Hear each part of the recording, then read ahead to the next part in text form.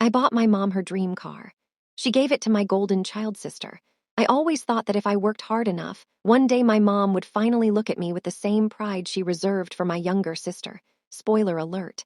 I was wrong. For as long as I can remember, my sister Emily was the golden child. She could spill orange juice on the new couch, and somehow I'd end up apologizing for leaving the glass too close to her. She failed classes. Mom blamed the teachers.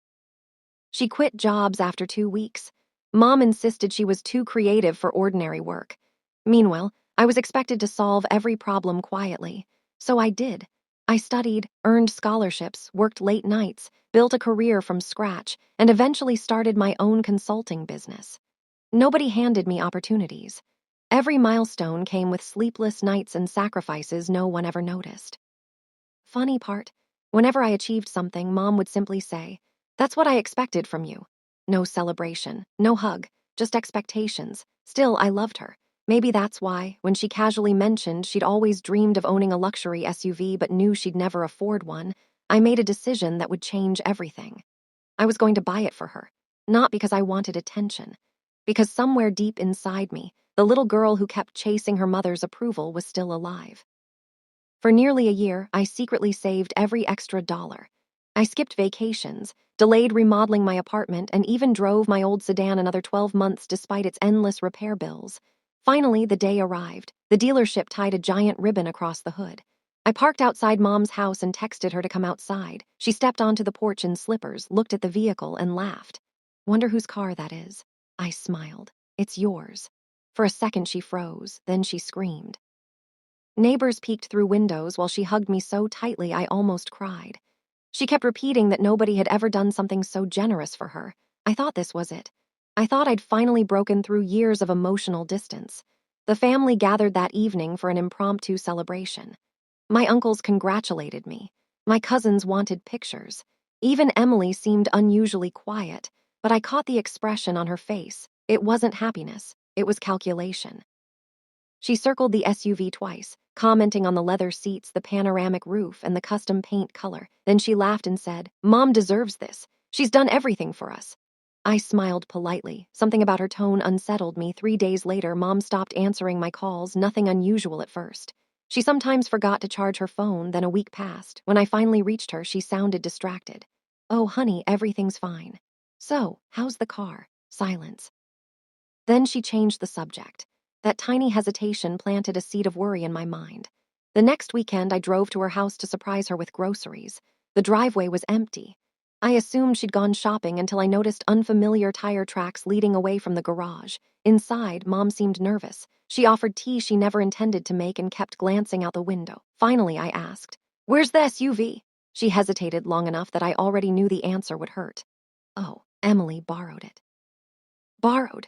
I didn't love the idea, but I let it go. Another week passed, then another. Every social media post Emily uploaded featured the same SUV beach trips, coffee runs, girls' nights, weekend getaways. Not once did I see Mom behind the wheel. Friends began messaging me. "Didn't you buy that car for your mom? Why is Emily always driving it?" I laughed it off, pretending not to care. But inside, I felt something unraveling. One evening, I stopped by Mom's place again. The SUV wasn't there. Mom admitted Emily had taken it out of town. Out of town? She didn't ask me. Mom shrugged. "She needs it more than I do." Those words stung far more than they should have. I reminded myself it wasn't my property anymore. I had given it as a gift. Still, I couldn't shake the feeling that something bigger was happening behind my back. The truth arrived unexpectedly. My cousin called me after spotting Emily at a shopping center nearly 2 hours away. She joked, "Your sister sure loves pretending she's rich in that fancy SUV." When I told her Mom supposedly had the vehicle, she went completely silent. Then she said, "Wait, Emily told everyone Mom gave it to her." I nearly dropped my phone. "Gave it to her?" "Yeah, she said it's officially hers now." I drove straight to Mom's house that night. No warning, no text, no chance for anyone to prepare a story. When she opened the door, one look at my face told her exactly why I was there. Before I could ask a single question, she sighed and quietly admitted the words that shattered every illusion I'd been holding onto. I signed the title over to Emily. Several seconds, I couldn't speak. The car I'd spent a year saving for, the surprise I'd planned with so much love, the dream I'd wanted to fulfill for my own mother, had been handed to my sister without a single conversation with me. And somehow, Mom expected me to understand. What she said next made the betrayal even worse. Mom folded her arms like she was preparing for an argument she believed she'd already won. I just thought Emily needed it more. I stared at her, waiting for the rest of the explanation. There wasn't one, no apology, no hesitation, just that sentence hanging in the air as if it justified everything. I asked quietly, "Did it ever occur to you to call me first?" She looked almost offended. "Why would I? It was my car." Technically, she was right. I had gifted it to her with no conditions attached. But gifts are supposed to represent trust, appreciation, and love. I had imagined her enjoying morning drives, visiting friends, or finally taking those road trips she'd always talked about. I had never imagined she'd sign it away within days. And Emily accepted it without questioning where it came from. Mom gave a tiny shrug. She was grateful. That answer made me laugh, not because it was funny, because if I didn't laugh, I was afraid I'd cry. I left before the conversation turned into something neither of us could take back. For the next few days, I ignored every family group chat and every missed call. Work became my escape. I buried myself in meetings and deadlines, convincing myself none of it mattered. Then my aunt invited everyone to a Sunday barbecue. Normally, I would have declined. Instead, I went. Part of me needed to see whether I was overreacting or whether everyone else saw what had happened. The answer arrived before I even stepped out of my own car. Emily pulled into the driveway in the SUV, sunglasses on, music blasting, smiling like she'd won the lottery. She parked front and center where everyone could admire it. As relatives gathered around, she casually accepted compliments. "Wow, beautiful ride.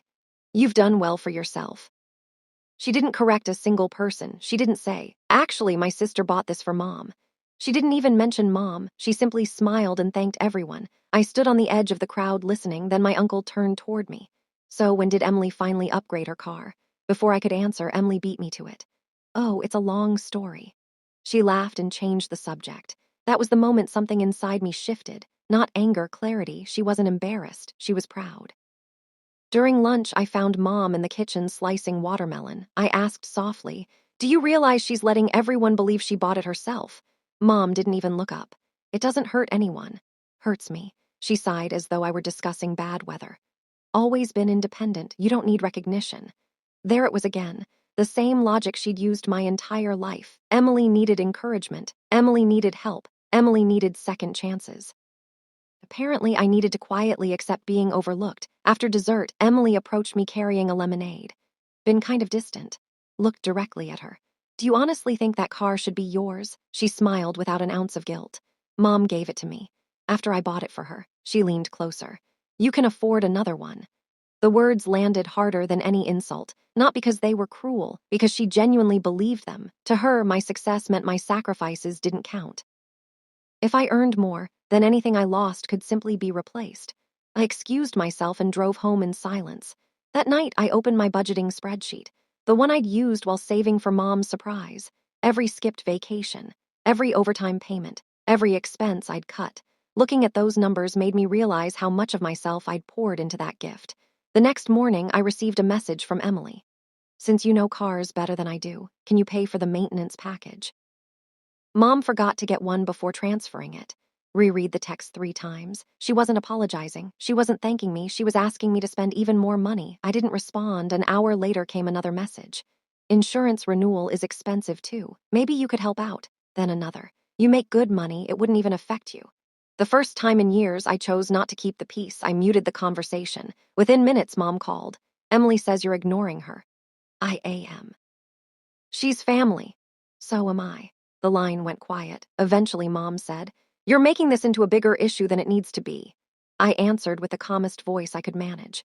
"No, Mom, I've been making it smaller my whole life." After hanging up, I stopped chasing explanations. Instead, I started paying attention. And once I did, I noticed something astonishing. Emily wasn't just enjoying the SUV, she was using it to build an image online. Every post hinted that she'd achieved some glamorous lifestyle. Fancy restaurants, boutique hotels, shopping bags carefully arranged in the back seat. Friends flooded the comments with congratulations. She thanked them all. She never once mentioned that the vehicle had been bought by her sister and intended for her mother. I watched silently. Until one evening, an old college friend sent me a screenshot with a single question. "This the same car you surprised your mom with?" I stared at the image for a long time. Then I zoomed in. Balanced on the dashboard was a custom nameplate. Not Mom's name, Emily's. She hadn't just accepted the gift. She was rewriting the story entirely. And the rest of the family seemed perfectly willing to let her. The more I thought about it, the more one question kept bothering me. When had my family decided that my feelings simply didn't count? Not once had anyone called to ask if I was hurt.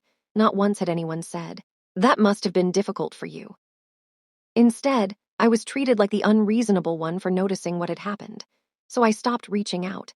No daily calls to Mom. No favors for Emily. No dropping everything whenever someone in the family had an emergency. For the first time in my adult life, I chose myself. It took less than 2 weeks for everyone to notice. My cousin texted me asking why I had skipped Sunday dinner. An aunt called to see if I could help her review a job application like I always did. Even Mom left a voicemail saying she missed our chats. I listened to every message and quietly put my phone down. Then, almost as if the universe wanted to test my resolve, Emily called. Against my better judgment, I answered. She didn't ask how I was doing. She didn't apologize. She got straight to the point. "Can you loan me $5,000? I actually looked at my phone to make sure I'd heard correctly. For what? The SUV needs new tires, and I'm planning a weekend trip with friends. "Money's kind of tight," nearly laughed. "You mean the SUV that was supposedly your gift? Well, yeah, then it's your responsibility." She sounded genuinely confused. "But you're better with finances." "Emily, I'm better at accepting responsibility." She hung up without another word. The next morning, Mom called in a panic. "Why would you speak to your sister like that?" I kept my voice calm. "She tell you she asked me for money?" Mom hesitated. "She mentioned needing a little help." "Little help?" "She wants me to fund the upkeep of the car I bought for you and that you gave away." Mom sighed heavily. "You know how stressed she gets." I closed my eyes. "And what about me?" Silence. That silence answered every question I'd been carrying since childhood. A month later, Mom announced she was hosting a family dinner for her birthday. Everyone was expected to attend. Part of me wanted to stay home. Instead, I wrapped a thoughtful but modest gift and went anyway. When I arrived, the driveway was packed, except for one empty spot. Mom greeted guests at the door while Emily was outside carefully wiping fingerprints off the SUV with a microfiber cloth. She treated it like a trophy. Throughout dinner, conversations drifted from work to vacations to finances. Then my uncle looked at me and smiled. "So, when are you buying yourself something as nice as Emily's car?" Several heads nodded. Emily smirked into her glass. I set down my fork. "Actually, that's the same car I bought for Mom." The room went completely still. A cousin blinked. "You bought it?" "Yes, as a surprise birthday gift." Someone else turned to Mom. "I thought you gave it to Emily." "I did." Another uncomfortable silence settled over the table. For the first time, people started connecting the dots. My aunt frowned. "Wait, so she transferred the car just days after receiving it?" Mom shifted in her chair. It felt like the right decision. No one argued, but I could see the expressions changing. The admiration directed at Emily was slowly being replaced by confusion. Emily tried to laugh it off. "It's just a car." I looked at her and nodded. "Right, it is just a car." Then I added the part I'd been holding in for weeks. "But the way people treat each other over something valuable says a lot more than the thing itself." No one spoke after that. The birthday dinner ended earlier than planned. Guests left quietly, carrying leftovers and awkward goodbyes. As I reached my own car, Mom hurried after me. "I think you embarrassed your sister." I turned around. Never intended to embarrass her. "What did you intend?" "I intended to stop pretending." Her face softened for just a second. Then she whispered, "Families shouldn't keep score." I replied gently, "Families shouldn't keep taking from the same person either." I drove away with no idea that this uncomfortable dinner had only opened the door to a much bigger conflict. Because 3 days later, I received a certified letter in the mail. It wasn't from a lawyer. It wasn't from the dealership. It was from a debt collection agency. And somehow, the SUV I'd paid for as a gift had my name attached to a problem I never saw coming. I must have read the letter 5 times before it finally sank in. According to the notice, several unpaid parking tickets and towing fees had been linked to paperwork that still referenced me as the original purchaser. The amount wasn't life-changing, but it was enough to make my stomach drop. I called the number on the letter and spent nearly an hour explaining that I had gifted the SUV months earlier. The representative was polite but firm. "If ownership has changed, you'll need documentation showing the transfer." Fortunately, I had kept copies of everything. By the end of the call, they assured me the issue would likely be resolved once the paperwork was reviewed. I should have felt relieved. Instead, I felt exhausted. Somehow, a gift meant to express love had become another mess I was expected to clean up. That evening, I called Mom. She answered cheerfully, as if nothing unusual had happened. Before she could launch into small talk, I asked, "Did Emily tell you she's been collecting parking tickets?" The silence on the other end lasted just long enough. Finally, Mom replied, "She's had a few bad days." A few bad days don't explain ignoring official notices. She's been busy. So have I. Mom lowered her voice. Could you just help her sort it out? You're so much better at these things. There it was again, the familiar expectation that I would quietly fix problems I didn't create. I declined as calmly as I could. The next afternoon, Emily showed up at my office without warning. She swept through the lobby wearing oversized sunglasses and carrying an expensive handbag that looked suspiciously new. My receptionist buzzed me to ask if I knew her. I sighed. "Send her in." Emily walked into my office like she owned the building. She didn't sit until I offered, and even then she looked irritated. "I can't believe you wouldn't help me. I already helped you more than you realize." She rolled her eyes. "I'm talking about the tickets. They are your responsibility. You know how confusing legal paperwork is. I know how responsibility works." For a moment, I thought she might apologize. Instead, she leaned forward and said something that genuinely surprised me. "Mom says you're punishing me because you're jealous." Stared at her. Jealous of what? The attention I've been getting. I almost smiled. Attention, the attention she'd received by accepting a car she hadn't paid for and allowing everyone to believe it was hers. I shook my head. "Not jealous, Emily. I'm disappointed," she scoffed. "Always thought you were better than everyone else." That accusation would have crushed me years ago. Now it just sounded like another excuse. When she realized I wasn't going to argue, she stood up. As she reached the door, she turned back. "You know, Mom says you keep score because you expect people to owe you." I answered quietly. "No, I just remember what happened." She left without another word. That weekend, our extended family held a reunion at my grandparents' old farmhouse. Normally, these gatherings were loud, chaotic, and filled with laughter. This one felt different. Whispers followed me from room to room. People had heard pieces of the story, but not all of it. Halfway through the afternoon, my oldest cousin approached me privately. "I finally asked Mom about the SUV," she admitted. "And she said she assumed you knew it was being transferred." I blinked. I didn't. My cousin frowned. "I believed you. I just wanted to hear her explanation." She paused before adding, "It didn't make much sense." The first time since all of this began, I realized something important. Not everyone agreed with Mom and Emily. Some relatives had simply stayed quiet to avoid conflict. Then came the moment nobody expected. My grandfather, who rarely involved himself in family disagreements, tapped his glass and asked for everyone's attention.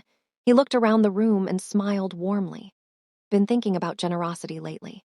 Everyone fell silent. He continued, "A gift should be appreciated. Gratitude matters. And when someone in this family makes a sacrifice for another, that sacrifice shouldn't be erased or rewritten."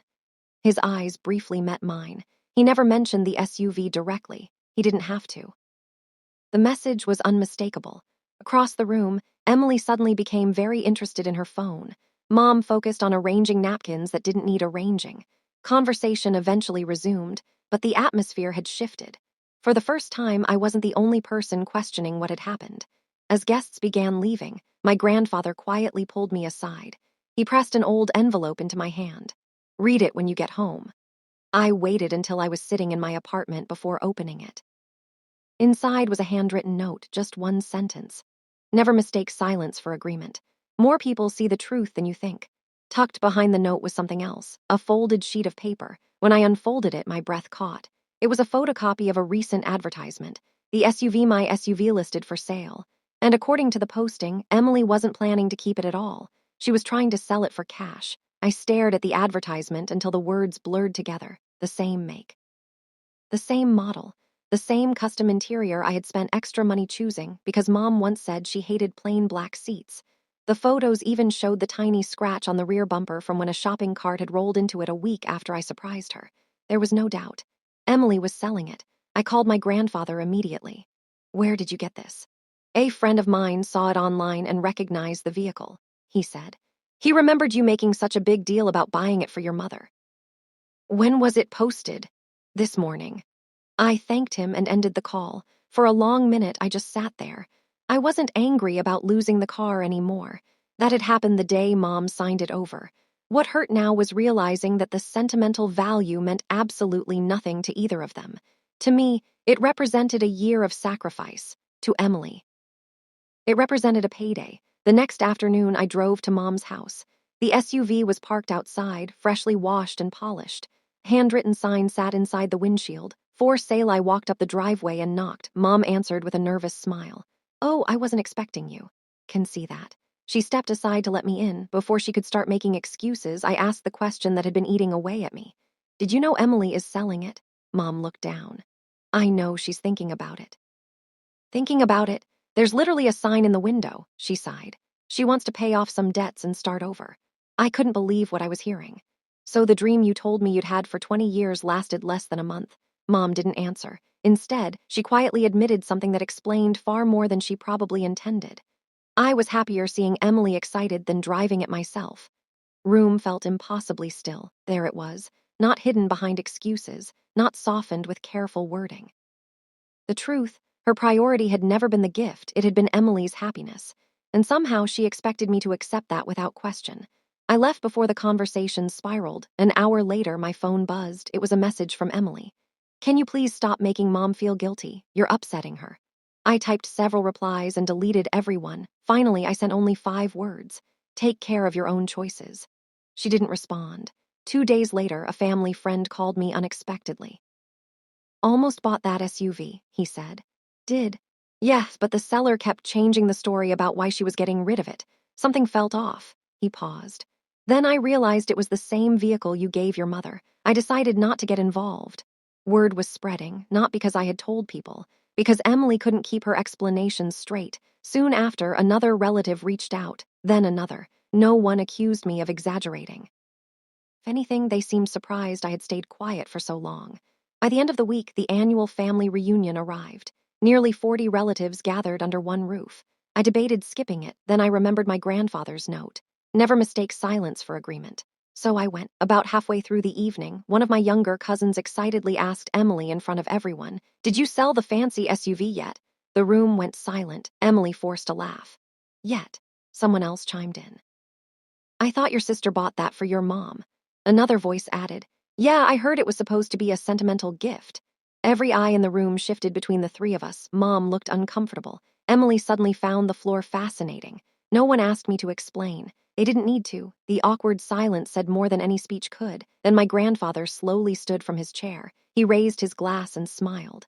"Reached an age where I've learned something important." Everyone looked at him. "Money comes and goes, cars come and go, but the way we repay kindness becomes part of our reputation." No names, no accusations, just one simple observation, yet somehow it landed harder than any argument. As people resumed their conversations, several relatives quietly drifted toward me. One squeezed my shoulder, another whispered, "You deserved better." The first time since this entire ordeal began, I didn't feel invisible, I felt seen. And oddly enough, that meant more than the SUV ever could. But the story wasn't over, because just as I was about to leave, my phone rang. The caller ID showed an unfamiliar number. When I answered, a calm voice introduced himself. "Hello, my name is Daniel. I'm interested in buying the SUV your sister has listed." I frowned. "I'm not selling a vehicle." "I know," he replied. "That's actually why I'm calling." He took a breath before delivering the sentence that made me grip the phone tighter. "I think there's something about the sale that you should know before anyone signs the paperwork." I stepped away from the crowd and walked toward the edge of the parking lot. "Okay," I said into the phone. "What do I need to know?" The man, Daniel, lowered his voice. "I went to see the SUV this morning.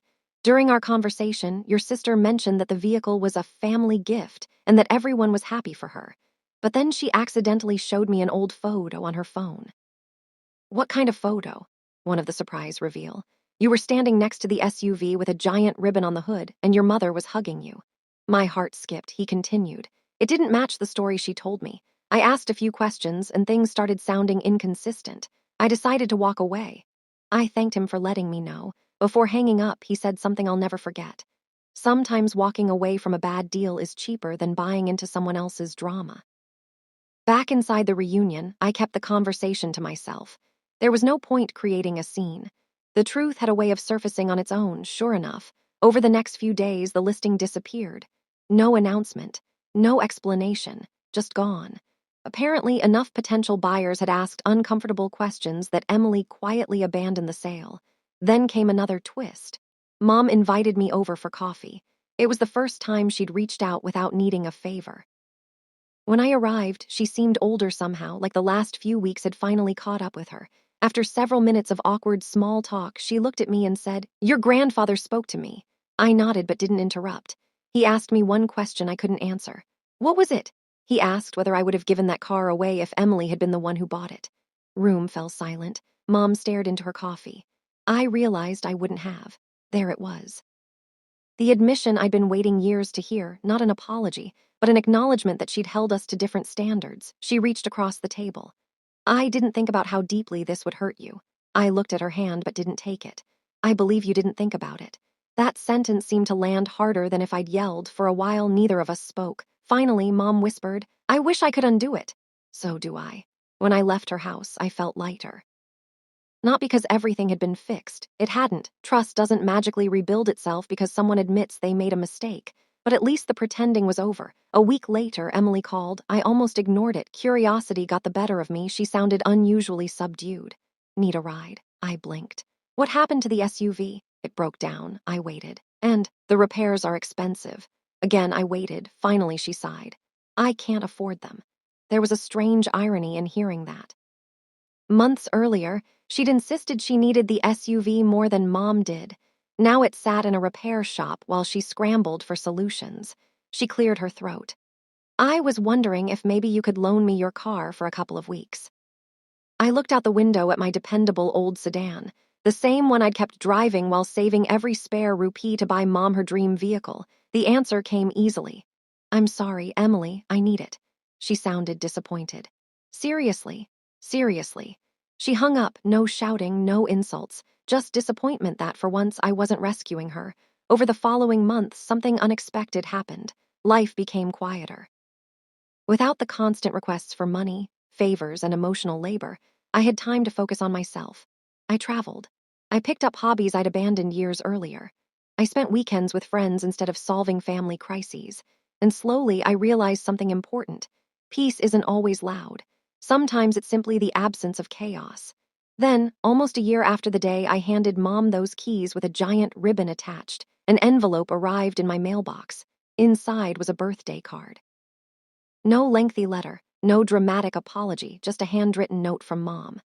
"I spent too many years assuming your strength meant you didn't need appreciation. I was wrong. Thank you for every kindness you showed me, even the ones I failed to recognize." Folded behind the card was another piece of paper, a cashier's check, not for the full value of the SUV, not even close. But it represented months of careful saving. On the memo line, she'd written only 3 words: "For your sacrifice." I smiled sadly and set it on the table. The money wasn't what mattered. What mattered was that, at long last, someone in my family had finally acknowledged what I'd given up, and what I deserved all along. And in the end, that recognition was worth more than any luxury car ever could.